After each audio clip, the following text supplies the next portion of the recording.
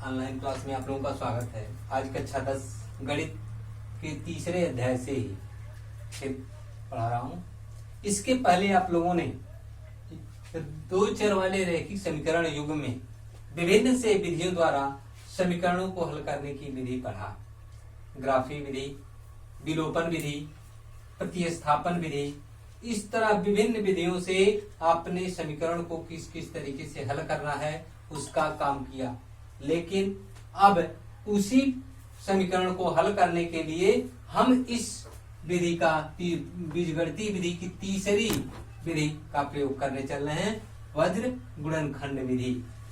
इस विधि में आप समीकरण को कैसे हल करते हैं, इसमें भी हम x और y के मान निकालने के लिए पहले कैसे मान ज्ञात करेंगे उसके बाद फिर मैं बताऊंगा। उसको मान ज्ञात करने के लिए अभी विलोपन विधि का ही प्रयोग करते हुए थोड़ा सा बता रहे हैं। देखिए, इसमें दो समीकरण आपको मिले, a1x b1y plus c1 equal to 0, a2x plus b2y plus c2 equal to 0। दो समीकरण मिल गए।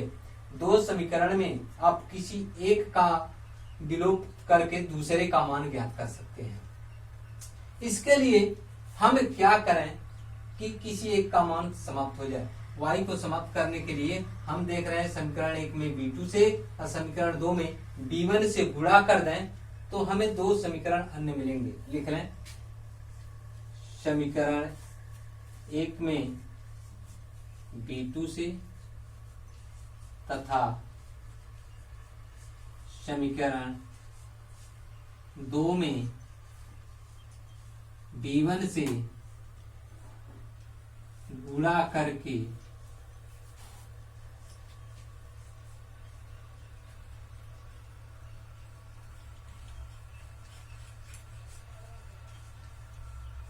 घटाने पर गुणा कर दीजिए, हो जाएगा a1 b2 x plus b1 b2 y plus b2 c1 equal to 0। दूसरा हो गया, इसमें b1 से कर रहे हैं तो हो जाएगा a2 b1 x plus b1 b2 y plus b1 c2 बराबर 0। अब हमें कहे हैं घटाने पर, गुणा करके घटाने पर, घटाते समय नीचे के चिन्ह बदल जाएंगे। घटा दीजिए, a1 b2 minus a2 b1 into x, यह बच जाएगा। दूसरे में देखें, b1 b2 minus b1 b2 y plus b2 c1 minus b1 c2 equal to 0। यहाँ देखिए, यह y का पद दोनों घट जाए, दोनों सेम है, एक ही पद को क्रम बदलकर गुणा करें। या देखिए, उस तरह मैं सीरीज में लिखा हूं, यह दोनों कैंसिल हो जाएंगे, 0 आ जाएगा, यानी y टर्म समाप्त हो जाएगा। इस कांस्टेंट टर्म को उधर पक्षांतर कर दीजिए, क्या आ जाएगा, a1 b2 minus a2 b1 x बराबर, माइनस उधर जाएगा तो यह प्लस में हो जाएगा, यह माइनस में हो जाएगा, तो b1 c2 minus b2 c1। अब x बराबर क्या आ जाएगा, x बराबर आ जाएगा b1 c2 minus b2 c1 बटे a1 b2 minus a2 b1। यह x का मान आ गया। इसी तरह अब आप x का मान रख दें, चाहे x को कैंसिल कर लें, जिस तरह से कैंसिल किया है उसी तरह फिर से 8 से गुणा करके x के मान को कैंसिल करके y का मान निकाल लें। उस तरह भी आप मान निकाल सकते हैं, चाहे x का मान इसमें रख दें और तब निकालें। x का मान रखेंगे तो गुणा करने में आपको ज्यादा हुआ होगा, सीधे आप इसका फिर इसी तरह समीकरण को करके आप y का मान निकाल दीजिए। तो y के मान के लिए क्या करें, समीकरण 1 में a2 से तथा समीकरण 2 में A1 से गुणा कर दें, गुणा करके घटाने का। देखिए गुणा करके घटाएंगे, इसमें A2A1 x plus A2B1 y plus A2C1, दूसरे में A2A1 x plus A1B2 y plus A1C2 बराबर 0। फिर घटा दीजिए, घटाते समय नीचे के चिन्ह बदल जाएंगे। देखिए यहां मैं घटा कर फिर से नहीं लिख रहा हूं, यही कैंसिल कर दे रहा हूं। अब यहां इसे लिख लें A2B1 माइनस A1B2 y बराबर minus plus A2C1 minus A1C2 बराबर 0। फिर इसको पक्षांतर करके y का मान निकालना है, तो आपको मिल जाएगा A1C2 plus A2 minus A2C1 बटे A2B1 माइनस A1B2। इस तरह दो मान मिल गए। अब इन दोनों मानों का से हम x और y के आप एक चीज संबंध देख रहे हैं, इनके गुणांकों का किस तरह गुणा करें। आप समीकरण के किसी एक को प्रतिस्थापित करने की आवश्यकता नहीं आती है। अब आप सीधे अपने दिमाग में x का मान निकालना है, तो किस किस का गुणांक का गुणा करके घटा दें और किसके गुणांक से भाग दे दें, तो x का मान आ जाएगा। और y का मान निकालना है, किस किस गुणांक से गुणा करें और उसका मान रख दें, तो हमें y का मान। इस तरह की विधि आपका प्रयोग करते हैं। इसके लिए एक इसमें थोड़ा सा रोटेशन तीर के माध्यम से है, इसके बाद मैं बता रहा हूँ, आप ध्यान दीजिए, तब तक नोट करें। हाँ बच्चों देखें, यदि उसी मान को ज्ञात करने के लिए हमने उसका हल करके आपको बताया था, उसी चीज को थोड़ा सा आप अपने आप से भी कोशिश करें, तो बड़े ही आसानी से उतना समीकरण लिखने की आवश्यकता ही नहीं पड़ेगी। आप सीधे मान लिख सकते हैं। जैसे आपको x का मान ज्ञात करना है, तो देखिए यहाँ एक संकेत दे दिया गया है x के लिए, यानी x पद पूरा कैंसिल हो जाएगा, ये दोनों पद बचेंगे, यह दोनों पद बचेंगे, यानी इसके गुणांक और इसके गुणांक लिख दिए, B1 B2 C1 C2 लिख दिया था। अब देखें y पद का मान लेना है, तो y को पूरा समाप्त कर देते हैं। कौन कौन से पद बचे, A1 A2 C1 C2, A1 A2 C1 C2 लिखा गया है। इसके लिए अब समाप्त हो गए, तो B1 B2 B1 B2। अब गुणा कैसे करेंगे, गुणा करने के लिए सबसे सहज नियम, आप जिसका भी मान ज्ञात करना है, हमेशा वही ध्यान दें, जिस x का मान ज्ञात करना है, x के पूरे पद को छोड़ दीजिए। कोई जरूरत नहीं, x के पदों में गुणांकों की कोई आवश्यकता नहीं, केवल y के गुणांक और कांस्टेंट पद जो हैं उनके चिन्हों के साथ आप ध्यान दें। और गुणा करते समय हमेशा ऊपर से नीचे जाएंगे, या नहीं इधर से इधर उल्टा गुणा कर देंगे तब मान गलत हो जाएगा। आप हमेशा ध्यान दें, इधर से चल रहे हैं साइक्लिक क्रम में, यह x कैंसिल हो गया, तो y का इधर से इधर की तरफ, यानी B1 C2 देखिए लिखे हैं B1 C2। अब नीचे से जब ऊपर से जब नीचे गुणा करते हैं, तो यह हमेशा पॉजिटिव होता है, और नीचे से ऊपर चलेंगे तो हम नेगेटिव होता है। B2 C1 x का मान हो गया x। अब देखिए y का निकालना है, तो y के लिए चलेंगे तो y का मान हो जाएगा इसी तरह y बट्टे, यह कैंसिल हो गया, यहां से चलेंगे C1 A2, देखिए यहां से C1 A2 minus C2 A1, और कांस्टेंट पर c के लिए एक लिख देते हैं, और उसका A1 B2 minus B2 A1, इसका मान निकालकर बारी बारी तुलना कर देते हैं। एक बार x से कांस्टेंट का, एक बार y से कांस्टेंट का, आपका वह मान आ जाता है। इस प्रकार इस समीकरण से मान निकालकर आप हल करेंगे। अब प्रश्नावली हम आगे हल करेंगे। अब आपको प्रश्नावली के जो क्वेश्चन है उसको मैं हल कर दे रहा हूँ।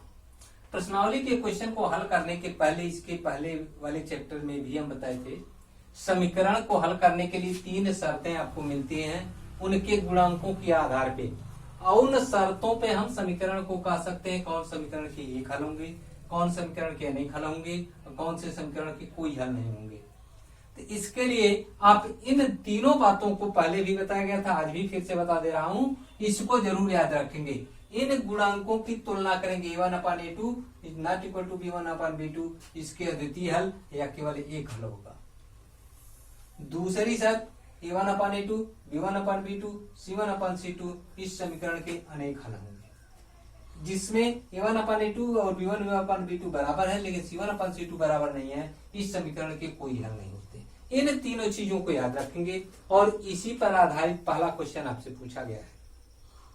उस क्वेश्चन में यह कहा गया है किस समीकरण के कितने हल होंगे, जिसके अद्वितीय हल हैं उसका आपको हल करके प्रति गुणनखंड विधि से मान निकालना रहता है। तो उसको आप कोशिश करेंगे और हल करेंगे।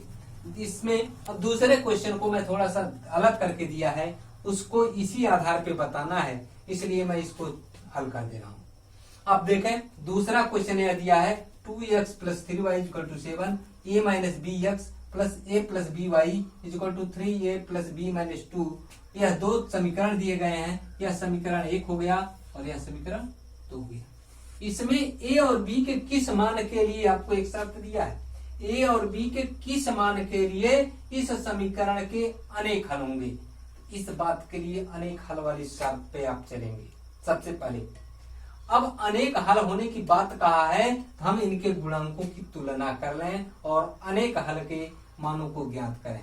अनेक हल के लिए आपको दूसरी शर्त याद होगा, a1/a2 b1/b2 c1/c2 तीनों बराबर होते हैं तो समीकरण के अनेक हल होते हैं। तो वही चीज यहाँ ज्ञात कर लें। देखिए क्या दिया है, इसका a1 = लिख लें a1 = 2, b1 = 3, c1 = 7। यहाँ रखें, देखिए इधर है, इधर करेंगे माइनस में आ जाएगा, हम उधर ही से मान निकाल दे रहे हैं और उसको उसी रूप में रख दे रहे हैं। a2 बराबर a - b, b2 a + b और c2 3a + b - 2। मान रख दें a1/a2 2/a - b बराबर 3/a + b बराबर c1/7/3a + b - 2। यह शर्त आपको दिया गया है। अब इससे आप a और b के दो समीकरण ज्ञात कर लें। पहले इन दोनों के एक साथ ले लें, एक समीकरण बन जाएगा और उसके बाद इन दोनों को एक साथ ले लेंगे, एक समीकरण बन जाएगा। दोनों समीकरणों को मैं बना दे रहा हूं। देखिए इनको ले लें, इनसे गुणा करेंगे तो आ जाएगा 2a - b = 7/3a + b - 2। इस तरह अब इसके बाद इसे हल करें। देखिए हल कर लीजिए, तिर्यक गुणा कर दें, तिर्यक गुणा करेंगे तो क्या आ जाएगा 6a - +2b - 4 = 7a - 7b। अब बीजगणितीय टर्म एक तरफ, अंकगणितीय एक तरफ कर लें, इसे इधर पक्षांतर कर लें। 6a - 7a + 2b - 7 plus 2a, हाँ माइनस क्या है +7b = 4। देख घटा है, क्या जाएगा -a + 9b = 4। यह समीकरण नंबर 3 रख रहे हैं। अब दूसरे शर्त में चले, उन दोनों को ले लें, हो जाएगा 3/a + b = 7/3a + b - 2। गुणा कर दें, फिर गुणा कर लें, 9a + 3b - 6 = 7a + 7b। पक्षांतर फिर कर लें, 9a - 7a + 3b - 7b = 6। घटा दीजिए, कितना बच जाएगा 2a minus 4b equal to 6, या समीकरण नंबर 3। अब इसको किसी भी वज्र गुणनखंड विधि, प्रतिस्थापन विधि, 3-4 को सारी समीकरण नंबर 4 किसी भी विधि से a और b का मान ज्ञात कर सकते हैं। वज्र वाले से करना चाहे तो उससे भी कर लें, गुणांकों की तुलना करके a माइनस बी। अब विलोपन विधि से करना चाहे तो इसमें 2 का गुणा करके a को कैंसिल कर लें, आपका a और b का मान आ जाएगा। तो लाइए एक मैं हल कर दे रहा हूं।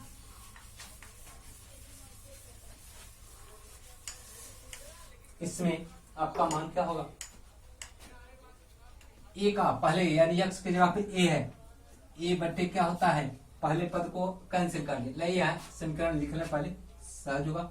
-a plus 9b equal to 4, इसे इधर करना, -4 इक्वल टू 0, आई हो जाएगा 2a minus 4b minus 6 equal to 0। अब इसे गुणा करें, a के लिए पहला पद कैंसिल, इससे गुणा होगा, 9 छके 54 माइनस होगा -54। देखिए यह ऋण चिन्ह के साथ होगा, ऋण में ऋण का गुणा होगा धन, अब फिर ऋण बच जाएगा, 4 चौको 16 बराबर। देखिए यह कैंसिल हो जाएगा, यहां से चलें तो अब इधर से गुणा शुरू होगा, तो b के लिए 4 दूना 8 माइनस 8 होगा, और इधर से आएगा फिर देखिए माइनस होगा, तो माइनस में माइनस हो जाएगा 6 बराबर। इसे कैंसिल, इधर से चलें 1 अपान प्लस 4 माइनस 18। देखिए मान आ गया। अब तुलना कर लें a बट्टे कितना हो जाएगा, 6 4 10, 4 1 5 6 1 7 माइनस इतना बराबर b बट्टे -14 और c बट्टे -14। मान निकाल लें a के लिए, a बराबर क्या हो जाएगा, अब इन दोनों की तुलना करेंगे, a बटे ऋण 70 बराबर 1 बटे ऋण 14, ऋण से ऋण कट जाएगा, a बराबर 70 बटे 14 यानी 14 बचे 70, a बराबर कितना आ गया 5। b का मान इसी तरह निकालना है, b बटे ऋण 14 बराबर 1 बटे ऋण 14, ऋण से ऋण कट गया, b बराबर 14 बटे 14 यानी 1। a और b के मान 1 और 2 रहे, b a के मान 5 और b के मान 1 रहे, तो समीकरण अनेक हल होंगे। इस प्रकार बाकी समीकरणों को हल करेंगे। धन्यवाद।